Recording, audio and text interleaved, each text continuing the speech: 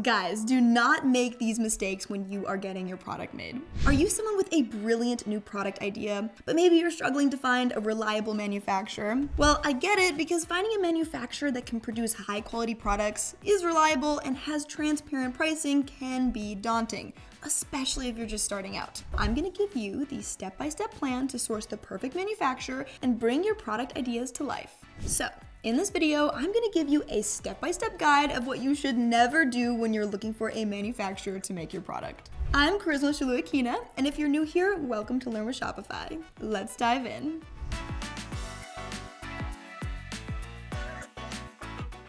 Now, before you head to a manufacturer, do not go there without a tech pack. A tech pack is where you have all of your product's details and specifications, the size, colors, measurements, materials, and visuals. This is needed so that when the manufacturer goes to make your product, they know exactly what it should look like. It minimizes any confusion or potential issues. Here is what a tech pack looks like. Now, some manufacturers will be able to create one for you, but if not, you can hire a freelancer to make one on places like Upwork or Fiverr. Asking a manufacturer to make a design without a tech pack is like trying to build IKEA furniture without instructions. It is basically impossible and a headache for everybody involved. So just don't do it. We don't want your product design to get stolen. So here's how you can protect your intellectual property. Number one, you can use something called an NDA, or a non-disclosure agreement. This way you can prevent manufacturers from copying your ideas. And two, you can hire an intellectual property lawyer. They can help you set up your copyrights, trademarks, and patents. Here are some quick definitions of these. You can pause the video to take note. If you've created something truly unique, do not give your design to the manufacturer without a patent. Remember how I mentioned you're gonna need a tech pack before you start manufacturing? Well, you're also gonna need a physical prototype or sample to use as reference. It's basically a proof of concept for the manufacturer or potential retail buyers. Most manufacturers can make this for you. Just ask if they do product development. You can also hire a local designer or prototype maker to do this before you approach a manufacturer. I am going to explain how to find and reach out to the right manufacturers later in this video. If you're low on resources, you can use a computer-aided design program to create a 3D model or a digital prototype of your product. This is going to give you the opportunity to refine your design before investing in physical development. Now, you have a big choice to make. You can manufacture overseas or domestically. So let me give you some pros and cons to both options. First, with domestic manufacturing, the pros are that there's quicker shipping and restocking, better quality control, lower MOQs, and it's good for your local economy, and likely it's easier to communicate. Plus, you can be there every step of the way. The cons, it's more expensive, they may have limited capabilities, or potentially smaller production sizes. Now, with overseas manufacturing, the pros are that there is a lower production cost, typically skilled overseas specialists, high volume production potential, and you usually have direct access to materials. The potential cons, there are longer shipping and restocking times, tariffs, and quality control can be a challenge. There also might be intellectual property risks, language and cultural barriers, and potential ethical issues. You also will likely have to purchase a higher MOQ. Both can be great options. It honestly just depends on your personal priorities. Okay, so let's say you decide to manufacture overseas. What countries should you be looking in? Some of the most cost-effective countries to manufacture in are India, China, and Vietnam. Some other good options to consider are Germany, Mexico, or Turkey. The best location for you is going to depend on exactly the kind of product you're making and the materials you need. Now, there can be an ugly side to manufacturing, so it's important to pay attention to a few things. Make sure you understand the government's rules and industry standards where you're making and selling your products. You can find this on your local government website. You want to look for things such as product safety laws, material restrictions, labeling, certifications, and import-export restrictions. You can find material and import-export restrictions at your local trade organizations, such as the WTO, the ITC, or Chamber of Commerce. To confirm that the labeling and certifications on your product are correct, you can go to product testing labs or industry associations. I would also recommend using a platform called Notebook LM that can help you process and look through all of this data. How your product is made also really matters. Ideally, you're working with a manufacturer who has fair wages and safe working conditions, those who limit their waste and pollution and have transparency about their materials. You can find certificates for all of these things, but Make sure their certificates are vetted by a third party, such as GOTS, ISO, or BSCI, for example. You also want to watch out for child labor and confirm that your manufacturer does not use it. So a good way to confirm this is to ask for ethical labor certificates, such as the FLA. Or you can hire a third-party auditor, and they can come unannounced and buzz the doors open. Or you can just do an in-person visit if you want to go see for yourself. Global politics may also impact your supply chain. It's important to pay attention to tariffs, trade wars, sanctions, and restrictions. You're also going to need to consider potential political protests, natural disasters, and any shipping challenges. You kind of just have to always be on alert for these things. Again, Notebook LM is a great tool to help you sift through this information because it can summarize up to 50 sources and isolate the exact information that you need. Many things can affect your supply chain, so it is vital that you're staying up to date on all of these things. Verify certifications and communicate often with your suppliers and manufacturers. You want to create a communication plan and stick to it. Guys, side note, if you're looking for a website builder to build your website on, Shopify is an incredible option because they have ready-made templates for you to pop your content right in. Plus, Shopify is the #1 e-commerce platform, so they're equipped with everything you need to thrive and promote your product, including over 8,000 downloadable apps and tools for your store. So I've linked a free trial down below for you to check out. Okay, let's get back in. Now, once you know what you want to make and you know what to look for, it's time to find your manufacturer. First, when you're Googling, you can use these keywords to help you find one. You can use manufacturers near me or your product and then manufacturer, such as sneaker manufacturers or hat manufacturers. You can also use the words wholesale, supplier, or distributor. I would scroll past the sponsored or paid advertisements and look for organic listings that show up. A lot of manufacturers may not show up on Google because they don't have great SEO. So just keep adjusting your keywords until you find exactly what you're looking for. Now, here are some more ways to find your manufacturer.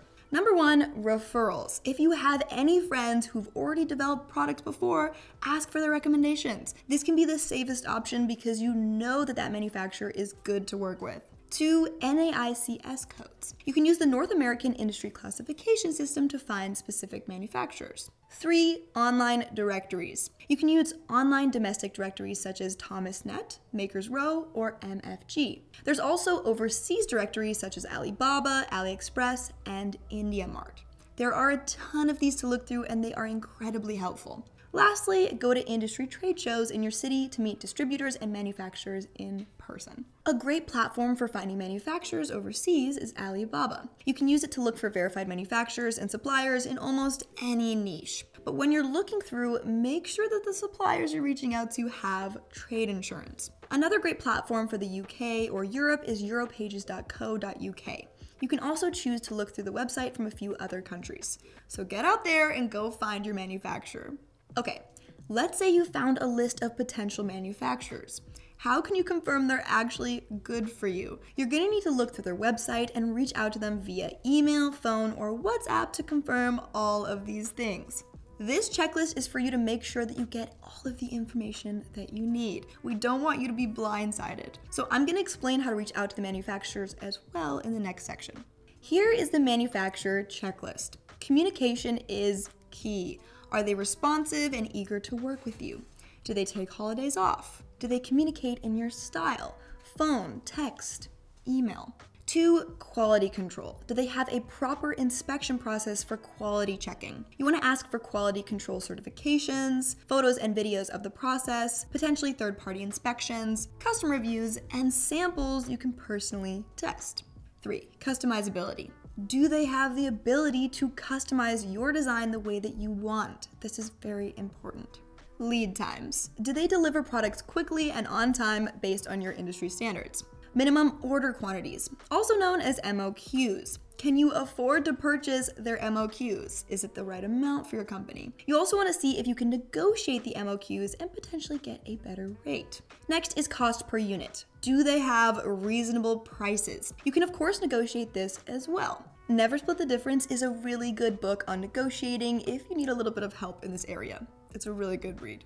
Certifications. Check for any ethical or sustainable certifications that matter to you. They can either be on the website or you may have to reach out directly and ask. Again, make sure that it is a certification that has been audited by a third party that they cannot give to themselves freely.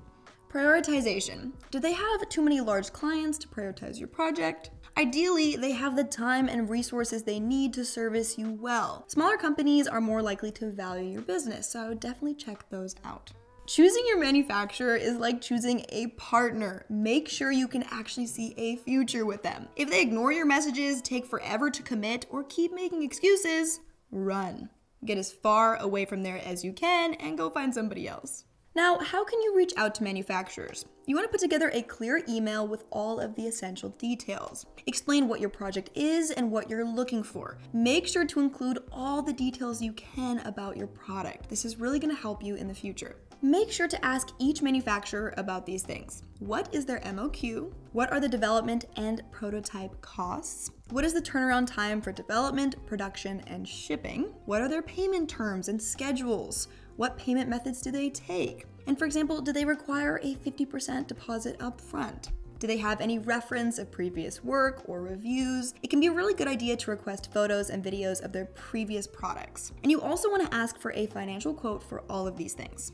First, air versus sea freight shipping, including duties and custom fees. Materials. You're going to need a price breakdown of the fabric, trims, and any additional raw material costs. Development. You need quotes for patterns, tech packs, samples, grading, and prototypes. Production. You need to know the unit cost based on the order size. So the MOQ, bulk pricing, and potential scaling options.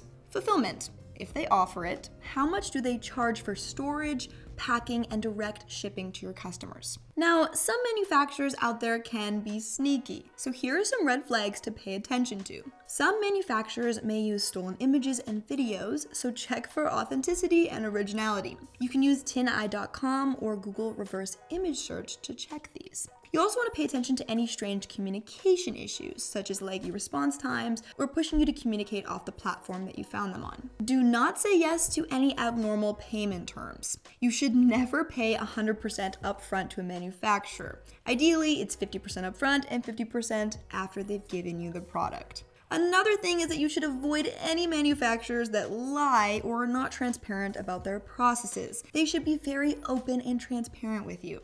Lastly, quality control is super important. It is your job as the designer to pay attention to any strange discrepancies between the original design and the actual product. You want to order samples from the manufacturer before the actual production to check their quality. You also want to cross-reference the samples with the tech pack you gave them and make sure it accurately depicts the specs. And share your feedback on any discrepancies and ask for revisions until you actually get a product you're happy with.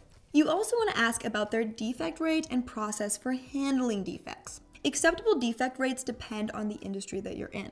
Request progress photos and videos during production. This is especially important for overseas manufacturers since you can't actually go in person and see your product. And the last step, once you have approved the manufacturer, the details, and the payment plan, you can finally move into production and get your beautiful product made. When bringing your product to life, it's super important to be patient and to persevere. It is highly likely that something will go wrong, and you may need to spend more money, time, or energy than you initially thought. This is normal. The first time you develop a product, you're learning, so leave a little room for error. The next time is likely going to be a lot smoother. And honestly, the best thing that you can do is seek support from anyone in your network who already has knowledge manufacturing in your industry. This way, they can help mentor and guide you along the way. I'm Charisma Shaluakina with Learn with Shopify. Thank you guys so much for watching, and if you found this video helpful, please give it a like and let me know in the comments down below. And if you want to stay up to date on our weekly videos on all things business, make sure to subscribe to Learn with Shopify. Plus, if you guys have any comments about manufacturing still, make sure to ask them down below and we'll get back to you. I'll see you guys on the next one. Bye!